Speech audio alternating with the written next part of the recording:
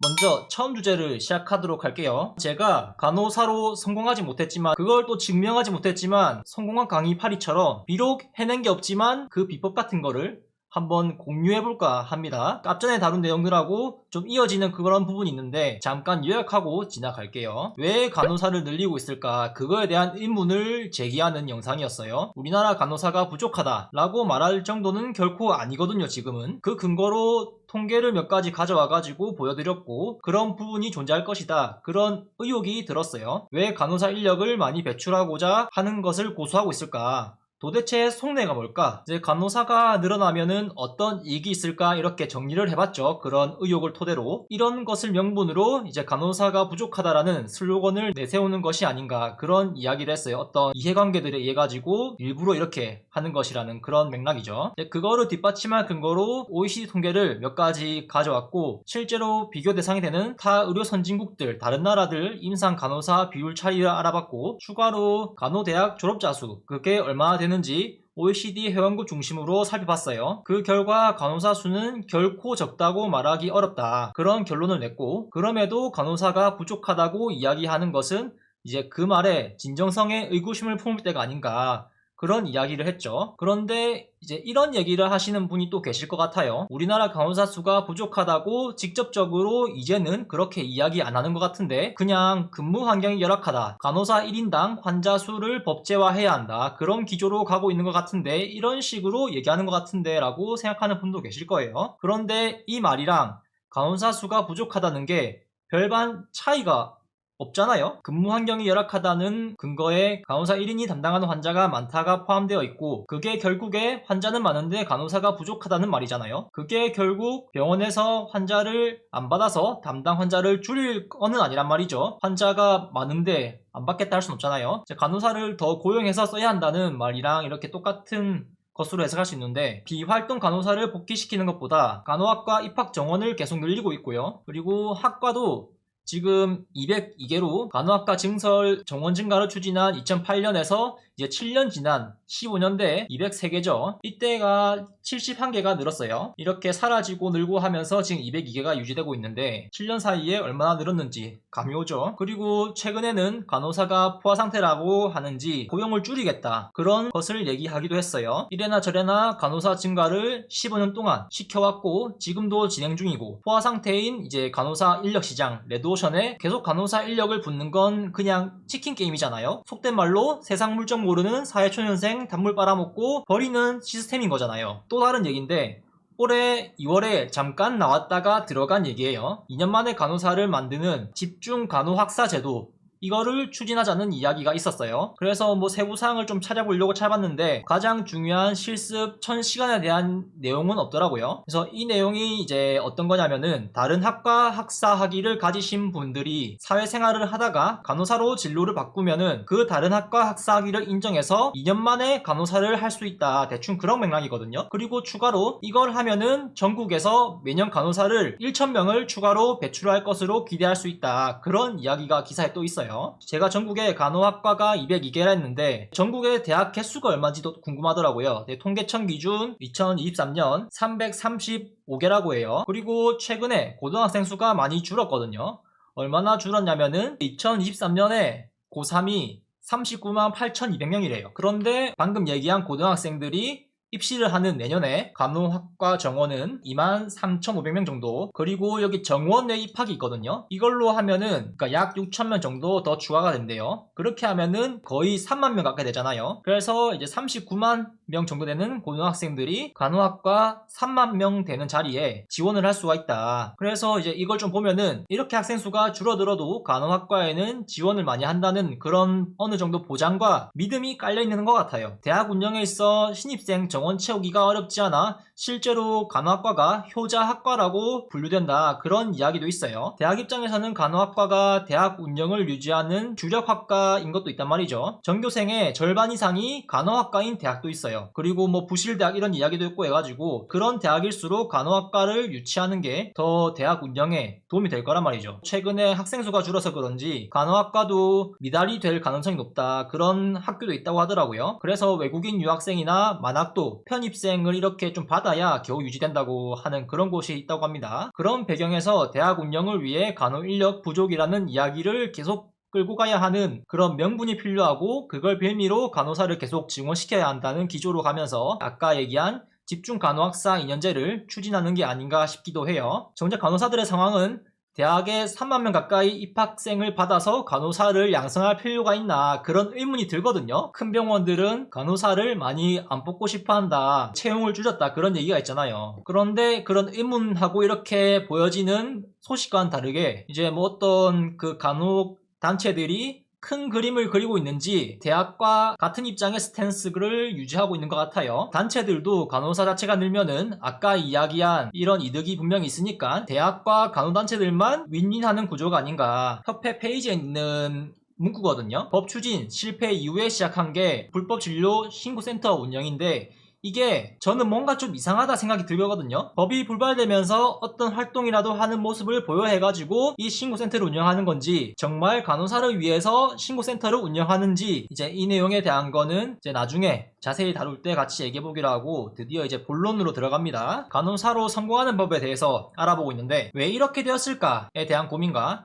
이제 어떤 책임을 지는가에 대한 그런 이야기를 해보려고 해요. 그 단체들이 일단 먼저 왜 이렇게 되었을 것 같나요? 여러분의 다양한 의견들을 듣고 싶은데 어떤 댓글을 주실지 좀 궁금하기도 해요. 저는 큰 단체들이 너무 고여있다고 생각이 돼요. 그게 가장 큰 문제라고 여겨지고요. 물론 각자의 사정이 있겠죠. 당연히 나이가 들수록 젊을 때보다 활동할 수 있는 범위가 한정되니까 인력 시장이라는 곳에서 한 자리 차지하고 오래 이어나가고 추후 다시 활동을 폭넓게 이어나갈 수 있는 그런 통로 같은 개념으로 에이징 커브, 황혼기가 오기 전에 어떤 단체로 들어가서 이력을 쌓으려는 그런 게 있지 않나 싶기도 해요. 일부 예시지만 간호계 어떤 단체에서 잠깐 일했다고 하면은 병원에서 간호부의 영향력이나 병원 사업 부분에 있어서 어떤 이점을 챙기기 위해 협회 출신의 연로한 그분의 인맥에 어떤 기대는 게 있는지 은퇴할 나이인데도 써주는 그런 게 있긴 하더라고요. 그런 것 때문에 그런 건지 몰라도 이런 곳에 들어가서 열심히 활동하고 그런 기회가 온다면은 고귀하신 분들과 함께 일할 기회가 오기도 하겠죠. 그래서 이 고귀하신 분들을 한번 살펴보다가 무언가 공통 분모가 있다는 점을 발견했어요. 저는 어떤 라인이라 이야기하는 카르텔이라 할까요? 그런 게 분명히 존재할 것이다, 그런 의혹이 들었어요. 이걸 좀 찾아보다가 그런 생각을 하니까 왜 간호계가 이렇게 가고 있을까, 몇몇 실마리가 풀리는 그런 느낌이 들었어요. 특정 세력들이 여러 간호단체에 포진해 있다면 그 안에서 추진하는 어떤 것 때문에 개개인이 가지고 있는 어떤 특출난 능력이나 기발한 정책 제안보다는 특정 세력에 의해 운영되고 있다면, 만약에 개인의 신념이나 공공의 이익보다는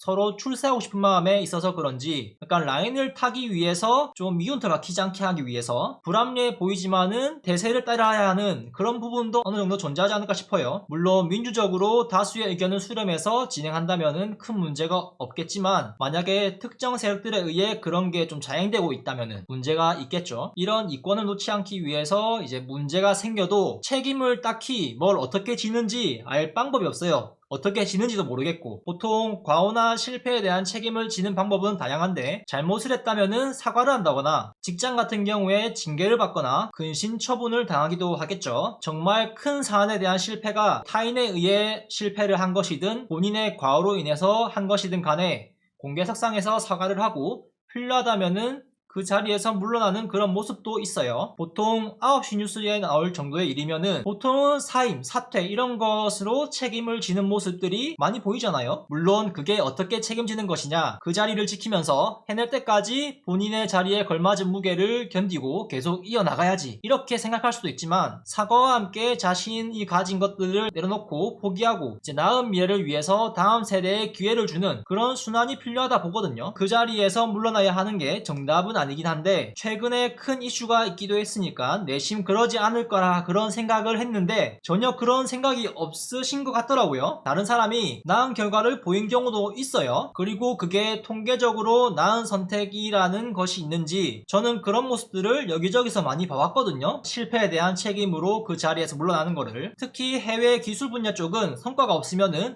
우리 회사에 필요 없는 인재다, 월급을 줄 필요가 없다면서 가차없이 해고를 하고 나은 기술자를 다시 섭외해가지고 성과를 보일 때까지 그걸 반복하는 그런 게 있기도 하거든요. 국내에서도 성과가 없으면은 부서를 없애거나 사업을 철수하거나 사퇴하는 그런 모습들이 나오잖아요. 그런데 간호계에선 어떻게 책임을 지는지 일단 자리는 계속 지키고 있는데 방법에 대해서는 일단 있어보자 하는 그런 느낌인 것 같아요. 나중에 지나면은 뭐 알아서 사그라들겠지, 약간 자숙하고 6개월 뒤에 돌아오는 유튜버처럼 그런 느낌이죠. 그래서 책임을 어찌 지니나 알아보다가 앞서 언급했던 신기한 공통분모를 발견했어요. 과거부터 지금까지 간호계 최상위에서 군림했던 우두머리, 즉 요즘 말로는 협회장이라고 하던데, 이 고귀한 분들의 발자취를 따라가 봤습니다. 28대는 찾기 어려워서 29대부터 한번 볼게요. 29대 하고 지금 39대. 2002년 기사에서 제29대 선거가 12년 만에 경선으로 치러질 전망이다. 그 두 후보 간의 2파전으로 치러진다. 최근 12년 동안 그러니까 12년이냐면은 89년부터 2001년까지 이제 그런 기간 동안 단독 후보 출마와 선출이라는 간협의 선거 관례에서 탈피하고 2명의 후보자가 이 후보의 선거 결과에 대한 기추가 주목되고 있다. 그런 내용이 있더라고요. 뭐 약간 뭐 28대까지는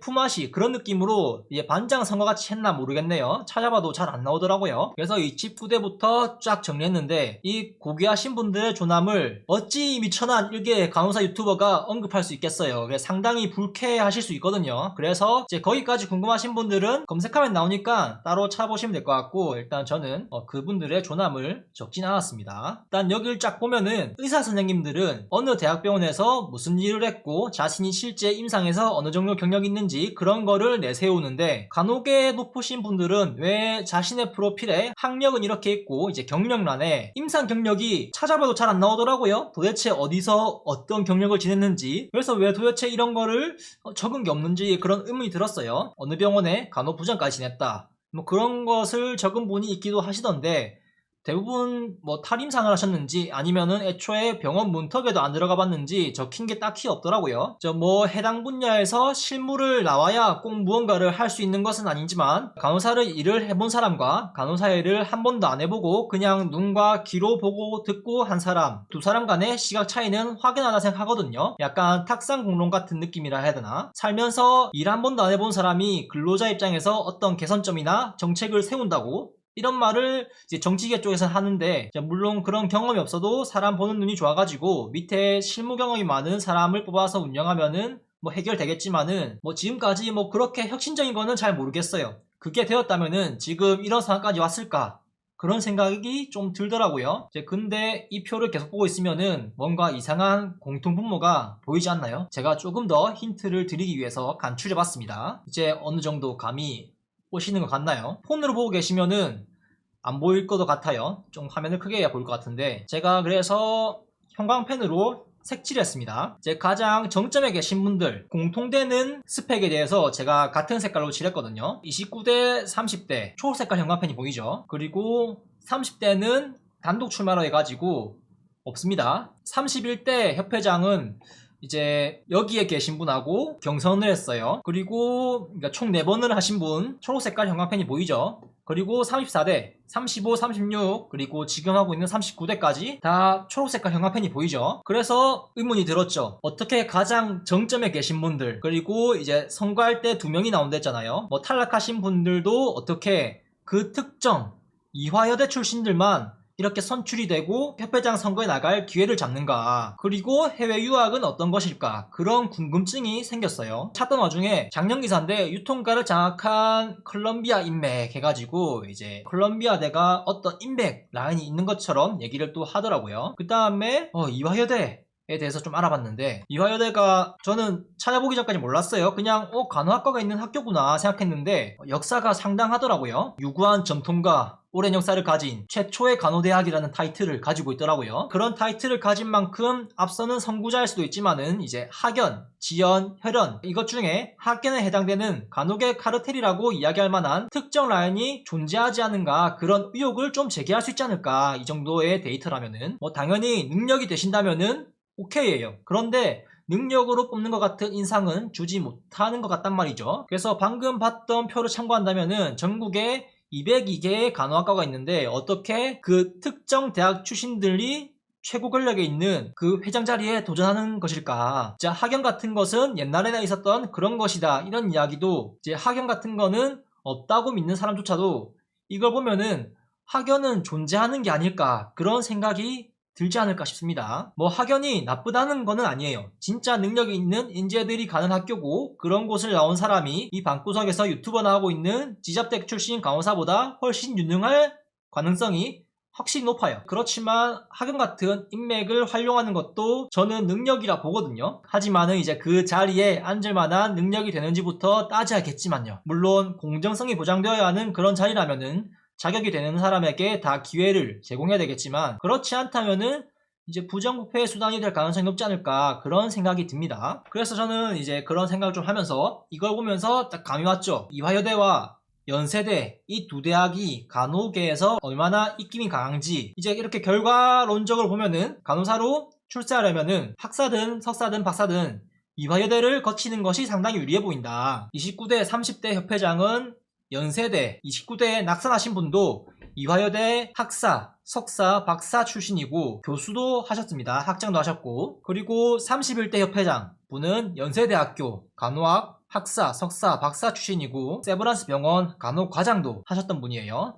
그렇지만 31대 선출하신 분이 그렇고 낙선하신 분은 이분이죠. 이화여대 학사 학위를 따셨고 컬럼비아 대학원 유학을 가셨어요. 그리고 이화여대 간호학과 교수를 또 하셨고요. 34대 회장은 이화여대 간호교육학 석사, 간호학 박사를 하셨어요. 학사는 다른 데서 따셨고 그리고 35대, 36대 협회장은 이화여대 학사, 석사를 따셨어요. 그리고 39대 협회장은 부산대에서 학사, 석사를 했는데 이화여대 대학원 박사학위를 따셨습니다. 그래서 이런 거를 참고하면은 간호사로 출세하려면은 이화여대를 거치는 것이 상당히 유리해 보인다. 간호사로 성공하는 법 첫 번째, 일단 이화여대를 가라. 남자라면은 일찌감치 포기하는 게 빠르지 않을까 그런 생각이 듭니다. 일단은 이화여대를 가면은 도전할 기회는 주어질 것이다. 간호사로 성공하는 법 두 번째는 다음에 기회가 되면은 또 다뤄보도록 하고 이것도 미리 좀 준비해 놓은 게 있는데 아직 정리 안 됐어요. 그리고 또 느낀 점이 있는데 간호사 출신 학교가 그렇게 중요한 것은 아니다. 뭐 사실 이화여대, 연세대 출신이 아니라면은 굳이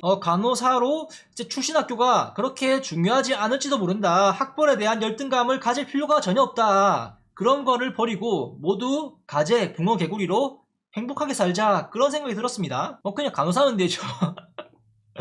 우리가 알아본 게 과연 학연, 지연, 회련 중에 학연은 실존하는가? 성공하려면 반드시 갖춰야 할 조건이 있나? 그런 부분을 알아봤는데 왠지 모르게 있을 것 같은 그런 생각이 가시지 않네요. 아주 예전에 학교를 나와서 그 자대병원에 가면은 승진하는 데 있어가지고 이제 그 자대에 졸업한 그 간호사를 수간호사나 뭐 부장 이상으로 관리자급 이상 그런 거를 좀 채용하는 그런 관례가 있다. 그런 거를 좀 들었거든요. 요즘은 어떤지 모르겠지만 그런 것처럼 병원 외에 어떤 여러 단체에서도 어떤 라인이 존재하는 것은 아닐까. 그리고 이제 그런 라인을 또 어떻게 구축했을까 그런 생각을 좀 해봤어요. 특정 대학교가 우리나라 최초 간호대학이라는 그런 명성이 있는지 거기서 배출된 인재들이 먼저 자리를 선점하고 기득권층이 되어버린 어느 정도 특정 학교 출신들의 세력, 파벌, 뭐 카르텔 그런 걸 형성하고 있는 게 아닌가 그런 의혹이 있습니다. 뭐 여기서 소설을 한 편 더 써보자면은 이런 의혹들을 생각하면서 이제 학벌과 대학과의 어떤 연계가 있고 간호학계에서 국회의원, 정치인이 나오고 정계와 학계 단체 간의 어떤 정책 거래나 금전적 지원이 있거나 그런 부분이 있어서 협회비 사용 내역을 공개하는 것을 꺼리는 게 아닐까 싶어요. 협회비 사용 내역서를 한 장, 두 장밖에 안 보여주거든요. 세부적으로 안 보여주고. 그리고 그런 정책에 의해 가지고 과거부터 2008년 간호학과를 우후죽순 늘리고 간호계라는 세력을 키우고 학과가 많아지면은 교수들도 그에 따라 늘어날 거고 교수라는 자리가 사회적 지위도 있고 높으신 분들과 접촉할 수 있는 그런 것도 늘 것이고 이거 소설입니다. 소설. 기회장을 완벽히 구축해 놓은 상태에 학생 수도 늘어나면은 추 간호사 수도 늘어갈 거고 현재 50만 명이나 넘는 간호사 수가 있으니 간호계 의견은 이렇다 하면 정치계 쪽에서도 표심을 무시할 수 없으니까 출세와 권력을 위해 최종적으로 정계 진출 노리는 이제 실제 뭐 간호사 출신의 정치인이 있기도 하고요. 그런 것을 위해 이런 것을 잘 모르는 간호사들에게 그럴싸한 명분으로 간호사가 부족하다. 이제 그런 거를 슬로건을 해가지고 내세우면서 이용하고 있는 게 아닌가 싶습니다. 마치 선한 영향력을 얘기하면서 겉과 속이 다른 이제 그런 내로남불의 모습을 보이는 그런 느낌인 거죠. 이제 정치인, 국회의원 편도 있는데 9명이 있어요. 9명. 그리고 여기서도 최근이 아닌 과거의 인물들에게서 수상하게도 공통분모가 있더라고요. 반응이 괜찮으면은 한번 다뤄보면 좋을 것 같아가지고 기회가 되면은 한번 준비해 보도록 할게요. 구독과 알림 설정을 해놓으시면은 쉽게 만나보실 수 있겠죠.